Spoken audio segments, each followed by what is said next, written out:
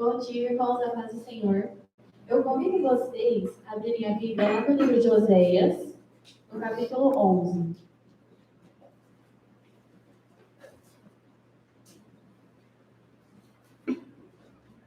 Está na página 978.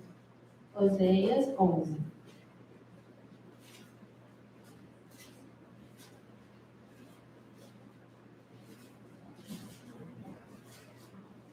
Enquanto os irmãos vão abrindo as Bíblias, nesse capítulo é um capítulo que Oséias anteriormente ele já exortou o povo de Efraim, porque naquela época Israel era dividido na parte norte, que é onde tinha Israel, e a parte sul, que é onde ficava Judá. Em Israel tinha a tribo de Efraim, e essa tribo que o Oséias confronta. E esse capítulo, o título dele diz: O amor de Deus por Israel. Então vamos começar a ler. Quando a gente lê a palavra Israel, a gente vai colocar a palavra Igreja Amor de Cristo. Então, no versículo 1 do capítulo 11 diz o seguinte: Quando Israel era criança, então, quando a Igreja Amor de Cristo era criança, quando ela surgiu, eu o amei no caso de Israel, e chamei meu filho para fora do Egito. Então, a igreja foi formada a partir da Babilônia. Deus separou um a um para servir na igreja. E ele disse: Eu amei a cada um de vocês e tirei vocês do Egito. Mas, como os chamavam, assim se iam diante deles. E sacrificavam a Balaíns e queimavam incensos a imagens de escultura. Então, apesar de Deus ter tirado a gente da Babilônia, a gente continuava voltando. A gente continuava voltando para as nossas idolatrias, para o acariciar do nosso eu. 3. Também ensinei a Efraim a andar. Então, ele foi dando doutrina a doutrina, fazendo reforma a reforma. Tomando-os pelos braços, mas não sabiam que fui eu quem os curou. E aqui, irmãos, fica uma característica muito ruim que Deus identificou em algumas pessoas da igreja. Não sabiam que fui eu quem os curou. A igreja diz que Deus diz que muitos de nós estamos desapercebidos da obra dele na nossa vida. Ele age cada dia, nos dando instrução, o cuidado que ele tem tido para com as nossas vidas. Mas o Oséias está falando através da voz de Deus que muitos não percebem que foi ele que o curou. Eles estão desapercebidos do agir de Deus. 4. Atrai os com cordas. Então, Deus atrai os com cordas humanas, com laços de amor. E fui para eles como os que tiram o jugo sobre as suas queixadas. E lhes dei carne. Ele tira o fardo pesado de nós, nos dá o alimento. Mas mesmo assim a igreja continua se afastando. 5. Ele não retornará para a terra do Egito, mas a Síria será seu rei, porque se recusou a retornar. Então diz: Eu tirei vocês do lugar onde vocês estavam, eu transformei a cada um de vocês, mas vocês continuaram me recusando. E o castigo de vocês não será retornar para o Egito, que é onde vocês estavam, mas será ir para a Síria. E a Síria, o jugo que seria imposto por eles, seria um jugo muito pior do que o que aconteceu no Egito. E Deus fala: como vocês não me ouviram, vocês não vão voltar para a vida normal de vocês como vocês estavam. Porque a gente sabe que as pessoas que saíram da igreja não voltaram a viver a vida dela normal. Foi uma vida muito pesada porque elas ouviram a palavra. E aí Deus diz: vocês não vão voltar para o Egito, mas para a Síria. O jugo vai ser muito pior. E a espada permanecerá sobre as suas cidades e consumirá os seus ramos e os devorará, por causa dos seus próprios conselhos, porque vocês seguiram a sua carne, o seu próprio desejo. O meu povo é inclinado a se desviar de mim. Embora chamam ao Altíssimo, nenhum deles o exalta. Muitos aqui têm tido a aparência de santidade. Vêm à igreja, participam dos ministérios, fazem isso, fazem aquilo, falando que estão adorando o Senhor, mas é apenas uma aparência de santidade. Nenhum deles o exalta verdadeiramente. Mas aí no versículo 8, Deus diz: como desistiria de ti, ó Efraim? Como te libertaria, ó Israel? Como te faria como Adma? Como poderia tornar-te como Zeboim? O meu coração se volta dentro de mim. Meus arrependimentos são acendidos juntos. Não executarei o furor da minha ira. Não voltarei a destruir Efraim. Porque eu sou o Senhor e não o homem. o santo do meio de ti. Eu não entrarei na cidade.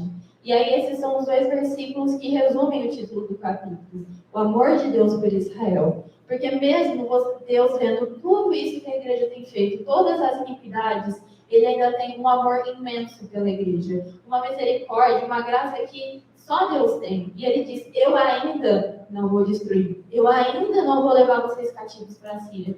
Eu estou dando uma última oportunidade para vocês se converterem. No versículo 10 diz, eles andarão após o Senhor, e ele fugirá como um leão. Quando fugir, então os filhos tremerão desde o oeste. Eles tremerão como um pássaro vindo do Egito, e como uma pomba da terra da Síria. E os colocarei em suas casas, diz o Senhor. E aqui, então, o versículo diz que Deus está rugindo como um leão. Ele está alertando, falando, olha, presta atenção. Eu tirei vocês, eu cuidei de vocês, vocês me desampararam, e eu dei o aviso de que eu vou castigar. Mas esse castigo ainda, tem essa palavra, ele ainda não virá. Mas ele está próximo, porque no versículo 10 e 11 diz que Deus está rugindo. E aqueles que tremem e temem a Deus são aqueles que ouvem a voz e se arrependem. No capítulo 12, o Oséias dá a palavra para a tribo de Judá, também de arrependimento. E aí no capítulo 13, diz o seguinte, o julgamento de Deus contra Israel. Então ele volta a exortar Efraim. E aí Efraim continua pecando, continua não se arrependendo, mesmo Deus dando a palavra de que ele estava fugindo. E aí no versículo 7 do capítulo 13, ele diz, portanto, serei para eles como leão, como leopardo no caminho, os espiarei. Eu os encontrarei como uma ursa que despojada de seus ursinhos, O urso, quando ele vê que os filhotes dele eles estão em perigo, ele ataca. Esses são os principais sinais de ataque de urso. Então ele falou, eu os encontrarei como uma ursa que é despojada dos seus ursinhos, ou seja, com muita fúria. E lhes romperei as teias de seu coração.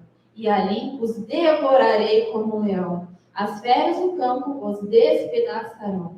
Deus disse que estava rugindo. E aí no versículo 8 ele diz, eu os atacarei contra o leão. Porque aquilo, Deus nunca vai impor um castigo sem antes avisar. E ele estava fugindo, ele estava alertando. Ele diz, olha, eu estou muito bravo, mas eu amo tanto vocês, que eu quero que vocês se arrependam. Eu quero dar mais uma chance para vocês. Só que aqueles que não ouvirem ao Senhor, ele vai os despedaçar. E no versículo 9 diz, ó Israel, tu destruístes a ti mesmo. Foi Deus que destruiu eles, irmãos? Não foi. Foi eles mesmos, através das escolhas que eles fizeram. Pelo fato de estarem tão apegados ao pecado deles, eles foram destruídos. Tão cegos pelo próprio entendimento que eles destruíram a si mesmos.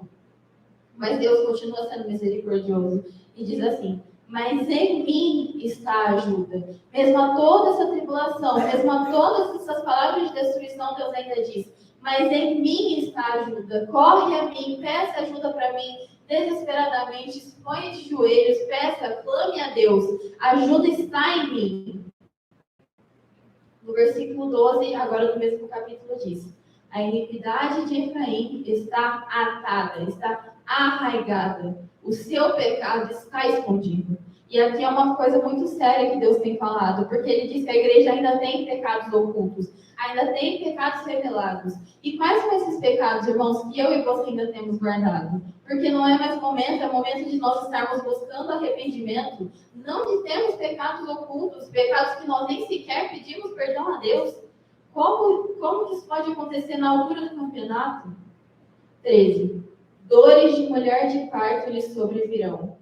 Ele é um filho insensato, porque é tempo, e não está no lugar em que deve vir a luz. Então ele falou, o tempo chegou, é agora o tempo. Mas vocês não estão no lugar onde a luz deveria vir. Vocês não estão no lugar onde eu pedi para que vocês estivessem. Isso é uma palavra muito séria, irmãos.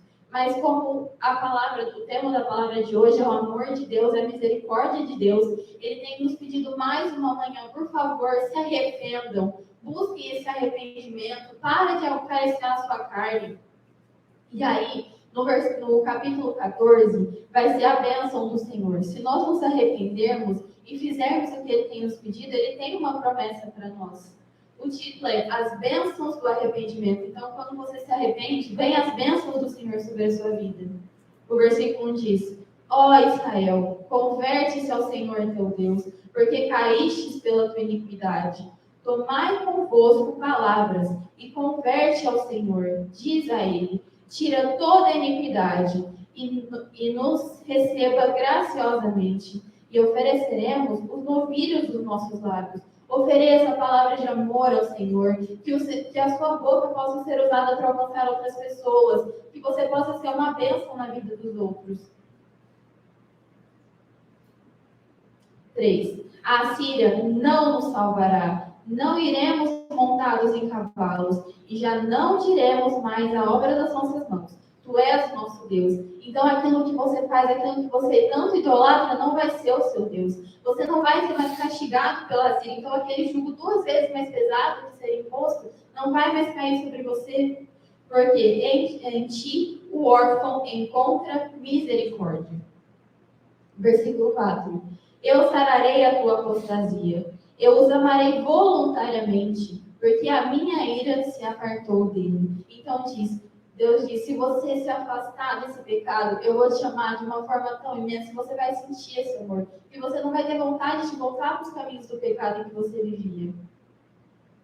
Eu serei como orvalho para Israel, e ele crescerá como lírio, e lançará suas raízes como líbano. E os seus galhos se estenderão, e a sua beleza será como da oliveira, e o seu perfume como do Líbano. E os que habitam debaixo das suas sombras retornarão, serão vivificados como grão. Irmãos, vocês estão precisando ser vivificados, vocês estão precisando viver essa energia nova do Senhor, então se agarre, arrependa verdadeiramente. Como grão, e crescerão como a videira. A sua fama será como o vinho do Líbano. Efraim dirá, que mais tenho eu com os ídolos? Então, nossa, como é que eu poderia ter alguma coisa? Como que eu era tão apegado aos meus pecados? Como que eu era tão apegado ao meu eu? E eu tenho ouvido e observado. Eu sou como abeto verde, e de mim é achado o teu fruto. Então, verdadeiramente, de nós vão brotar os frutos. Não como aquela árvore que Jesus encontrou, que era formosa e esbelta por fora, mas não tinha nenhum fruto. Mas verdadeiramente vamos passar a ter frutos de arrependimento, de fé, e todos verão esses frutos, serão frutos verdadeiros. E 9. Quem é sábio para que entenda essas coisas? Aqui, irmãos, tem alguma pessoa sábia que entende que Deus está falando com ele? Tem alguém que tem ouvido a voz do Senhor? Quem é prudente para que a saiba? Porque os caminhos do Senhor são retos, e os justos andarão neles, mas a transgressão, os transgressores neles cairão. E o que o Senhor quer que a igreja entenda nessa manhã é que Ele tem um amor imenso por cada um de nós. E Ele está dando essa palavra de arrependimento para que nós voltemos para os caminhos dele. Para que vocês não sejam levados cativos na Síria, que vai ser um jugo ainda pior do que o do Egito. Mas que vocês sejam transformados e que vocês desfrutem do prazer, da alegria que será estar com o Senhor no céu. E o primeiro louvor que nós iremos cantar diz: hoje, se ouvirdes a sua voz, não endureçais o vosso coração. E essas são palavras que vêm do Espírito de Deus. Que você possa, irmão, se levantar nessa manhã e começar essa música com convicção, tomando uma decisão de mudança de caráter. Amém?